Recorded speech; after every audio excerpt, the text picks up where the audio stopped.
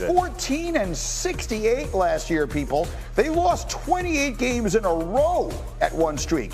They're now 7 games over 500.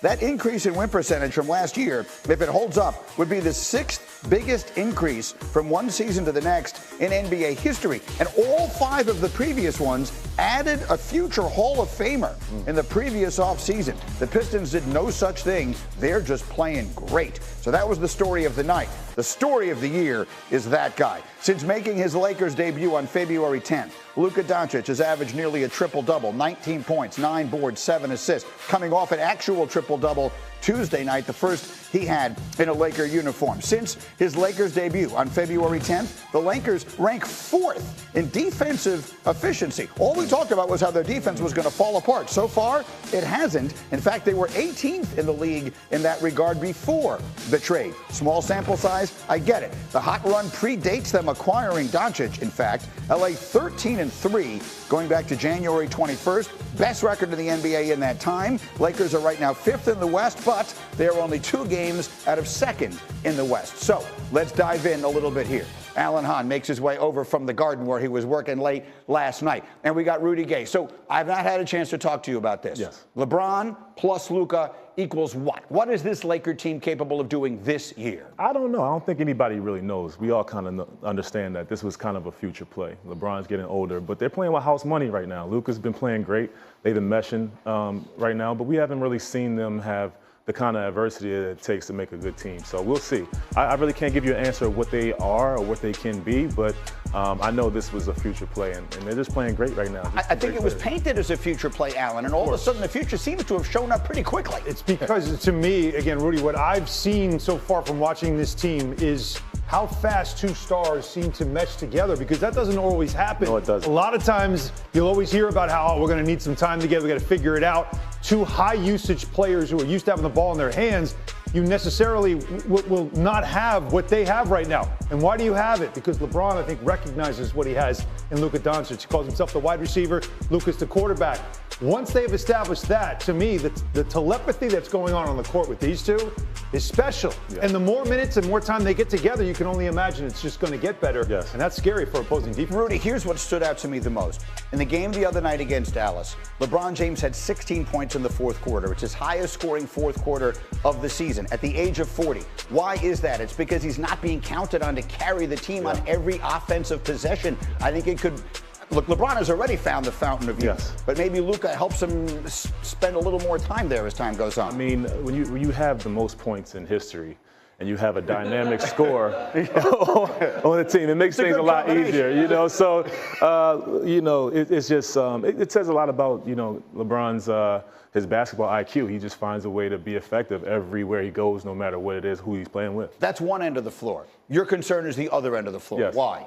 Yes, I mean, okay, we can continue to talk about LeBron. He is 40 years old, and playing in these playoff series and playing deeper in the season, it gets tough. And being able to play different positions at his age, I'm not sure if he can do it. He's surprised us up until this point. I think we all know that LeBron's capable of doing, different things. But I think to be successful in the postseason, they need a lob threat and also a rim protector. So the defense, Alan, we have the stat that their defensive efficiency numbers, for what it's worth, small sample size, have been very good since they got Luka. And I would credit J.J. Redick for that. And that's kind of why the belief factor stays in him, because what J.J. Redick has shown you in his first year as a coach, let's not forget, it's his first year ever coaching any level. And he has shown, Saturday, he showed you a maniacal preparation for a game against a really good team that was rolling against an MVP candidate, and they shut them down with that smaller lineup. It's going to take a lot. They do have good defenders around those 2 stars, but they've also talked about how they're going to have to play faster and harder on defense.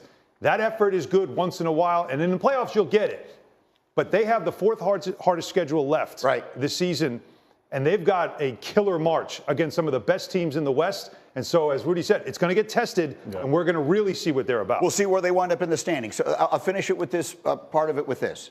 We define a legitimate contender or a playoff run as winning 2 series. Yes. You win 2 playoff series, you make a playoff run. Yes. Can this Lakers team win 2 playoff series this year?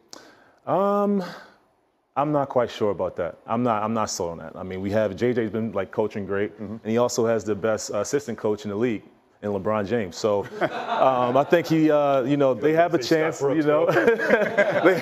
They have a really good chance because of their star power, but I'm not quite sure. We're not sold on the defense. We'll get back to them. In the meantime, on the opposite end of the spectrum, heading in the other direction, are the Phoenix Suns and their aging superstar, Kevin Durant.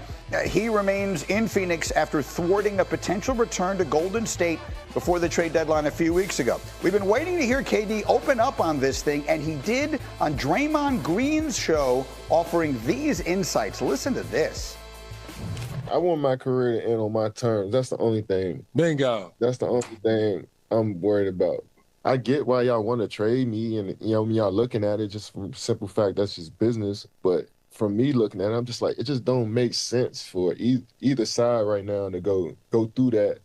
You know what I'm saying? When we just play the season out, and if that's the decision you want to make, in the off season, then you figure it out. So big, yeah. It's just such a big change to make, and I've been through it before. I was like, damn, that's not really it.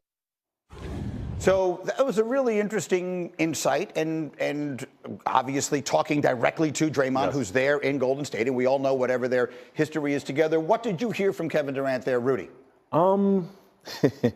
That's a loaded question. What did I hear? I mean, obviously everybody, especially at this caliber, wants to end their career, how they want to. I don't think at this point, it's a lot that goes into it to trade someone of his caliber, a lot to give up, and I don't think it necessarily he has a lot, obviously he's going to have his choices of where to go, but I don't think it's as easy. Are you surprised you didn't want to go back to Golden State?